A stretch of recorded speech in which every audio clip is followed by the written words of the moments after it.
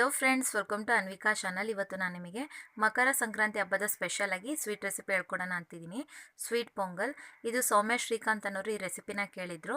ಅವರಿಗೋಸ್ಕರನೂ ಮತ್ತು ನಿಮ್ಮೆಲ್ಲರಿಗೋಸ್ಕರನೂ ಈ ಸ್ವೀಟ್ ರೆಸಿಪಿನ ಹೇಳ್ಕೊಡ್ತಾ ಇದ್ದೀನಿ. ತುಂಬ ಈಸಿ ಫ್ರೆಂಡ್ಸ್. ಅದೇ ರೀತಿ ಈ ಸಂಕ್ರಾಂತಿ ಹಬ್ಬದಲ್ಲಿ ತುಂಬ ಸ್ಪೆಷಲ್ ಆಗಿರುವಂಥ ಸ್ವೀಟ್ ಇದು. ಈಗ ಹೇಗೆ ಮಾಡೋದು ಅಂತ ನೋಡೋಣ. ವಿಡಿಯೋನ ಸ್ಟಾರ್ಟ್ ಮಾಡೋಕ್ಕೆ ಮುಂಚೆ ನೀವು ಇನ್ನೂ ನಮ್ಮ ಚಾನಲ್ನ ಸಬ್ಸ್ಕ್ರೈಬ್ ಮಾಡಿಲ್ಲ ಅಂದರೆ ಪ್ಲೀಸ್ ಈಗಲೇ ಸಬ್ಸ್ಕ್ರೈಬ್ ಮಾಡ್ಕೊಳ್ಳಿ. ಹಾಗೆಯೇ ಪಕ್ಕದಲ್ಲಿರೋ ಬೆಲ್ ಬಟನ್ನ ಕ್ಲಿಕ್ ಮಾಡಿ. ಬೆಲ್ ಬಟನ್ನ ಕ್ಲಿಕ್ ಮಾಡೋದ್ರಿಂದ ನಾನು ಯಾವುದೇ ಹೊಸ ವೀಡಿಯೋ ಅಪ್ಡೇಟ್ ಮಾಡಿದ್ರೂ ನೋಟಿಫಿಕೇಷನ್ ಬರುತ್ತೆ, ಒಂದು ವೀಡಿಯೋನೂ ಮಿಸ್ ಆಗೋಲ್ಲ.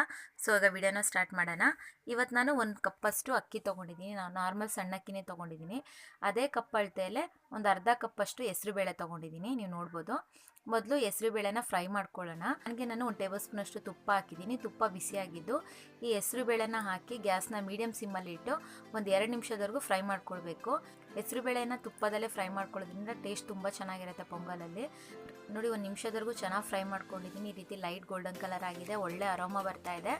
ಇದನ್ನ ಇಮಿಡಿಯೇಟಾಗಿ ನಾವು ಕುಕ್ಕರಲ್ಲಿ ಹಾಕ್ಕೊಳ್ಳೋಣ. ಇನ್ನು ಇದಕ್ಕೆ ನಾವು 1 ಕಪ್ಪಷ್ಟು ಅಕ್ಕಿ ತೊಗೊಂಡಿದ್ನಲ್ಲ, ಅದನ್ನ ವಾಶ್ ಮಾಡಿ ಅಕ್ಕಿನೂ ಹಾಕ್ಕೊಳ್ಳೋಣ. ಇವೆರಡನ್ನ ಹಾಕಿ ಚೆನ್ನಾಗಿ ಮಿಕ್ಸ್ ಮಾಡ್ಕೊಳ್ಳೋಣ.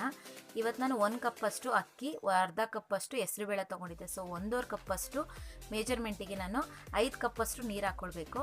ಅದರಲ್ಲಿ 4 ಕಪ್ಪಷ್ಟು ನೀರು ಹಾಕ್ಕೊಳ್ತಾ ಇದ್ದೀನಿ ನೋಡಿ. ಮತ್ತು 1 ಕಪ್ಪಷ್ಟು ಹಾಲು ಹಾಕ್ಕೊಳ್ತಾ ಇದ್ದೀನಿ. ಹಾಲು ಹಾಕಿದ್ರೆ ಕ್ರೀಮಿಯಾಗಿ ತುಂಬ ಚೆನ್ನಾಗಿರುತ್ತೆ ಪೊಂಗಲ್ಲು.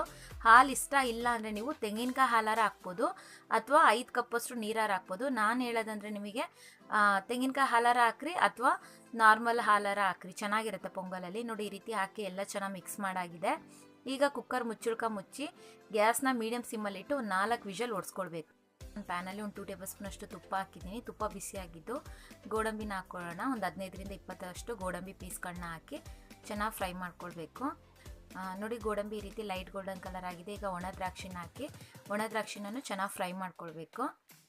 ಗೋಡಂಬಿ ಮತ್ತು ಒಣ ದ್ರಾಕ್ಷಿ ಚೆನ್ನಾಗಿ ಫ್ರೈ ಆಗಿದೆ. ಈಗ ಈ ತುಪ್ಪ ಸಮೇತ ಈ ಗೋಡಂಬಿ ದ್ರಾಕ್ಷಿನ ಒಂದು ಪ್ಲೇಟಲ್ಲಿ ತೆಗೆದಿಟ್ಕೊಂಡಾಗಿದೆ.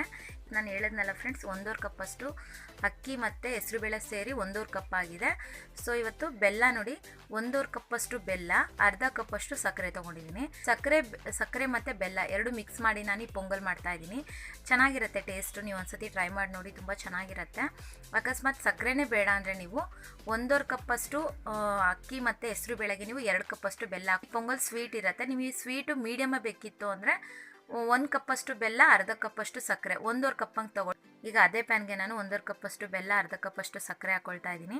ಅದೇ ಕಪ್ ಅಳತೆಯಲ್ಲೇ ನಾನು 1.5 ಕಪ್ಪಷ್ಟು ನೀರು ಹಾಕ್ಕೊಳ್ತಾ ಇದ್ದೀನಿ.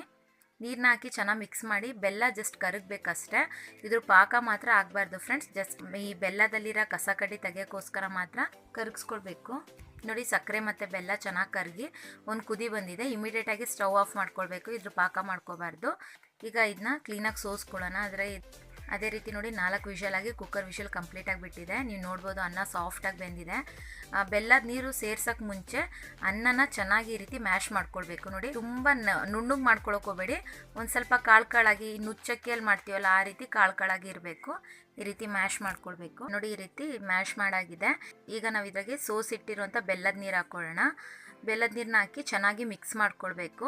ತುಂಬ ಗಟ್ಟಿ ಅನ್ನಿಸ್ತು ಅಂದರೆ ನೀವು ಇವಾಗಲೇ 1 ಕಪ್ಪಷ್ಟು ನೀರು ಹಾಕ್ಕೊಳ್ಬೋದು. ಈ ಅಳತೆ ಕರೆಕ್ಟ್ ಇರೋದ್ರಿಂದ ನಾನು ನೀರು ಹಾಕಿಲ್ಲ.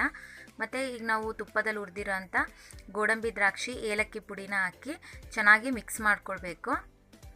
ನೋಡಿ, ಈ ರೀತಿ ಎಲ್ಲ ಚೆನ್ನಾಗಿ ಮಿಕ್ಸ್ ಮಾಡಾಗಿದೆ. ಇದ್ರ ಜೊತೆಗೆ ಒಂದು 1/4 ಕಪ್ಪಷ್ಟು ಫ್ರೆಶ್ ತೆಂಗಿನಕಾಯಿ ತುರಿ ಮತ್ತು ಒಂದು 2 ಟೇಬಲ್ ಸ್ಪೂನಷ್ಟು ತುಪ್ಪ ಹಾಕ್ಕೊಳ್ಬೇಕು. ಈ ಫ್ರೆಶ್ ತೆಂಗಿನಕಾಯಿ ತುರಿನ ಹಾಕೋದ್ರಿಂದ ತುಂಬ ಚೆನ್ನಾಗಿರುತ್ತೆ.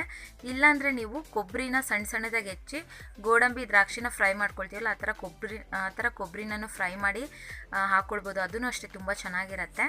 ನೋಡಿ, ಈ ರೀತಿ ಎಲ್ಲ ಹಾಕಿ ಚೆನ್ನಾಗಿ ಮಿಕ್ಸ್ ಮಾಡಾಗಿದೆ. ನೋಡಿ, ನೀವು ನೋಡ್ಬೋದು, ಈ ರೀತಿ ತೆಳುನೇ ಇದೆ. ಈಗ ಒಂದು ಕುದಿ ಬರೋ ತನಕ ಬಿಡಬೇಕು.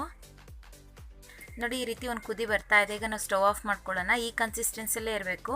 ತುಂಬ ಗಟ್ಟಿ ಅನ್ನಿಸ್ತು ಅಂದರೆ ನೀವು 1 ಕಪ್ಪಷ್ಟು ನೀರು ಅಥವಾ ಹಾಲನ್ನ ಹಾಕಿ ಮಿಕ್ಸ್ ಮಾಡ್ಕೋಬೋದು. ನೀವು ಸರ್ವ್ ಮಾಡೋವರೆಗೂ ಈ ಹದದಲ್ಲೇ ಇರಬೇಕು. ಹೆಸರುಬೇಳೆ ಹಾಕಿರೋದ್ರಿಂದ ಬೇಗ ಗಟ್ಟಿ ಆಗುತ್ತೆ.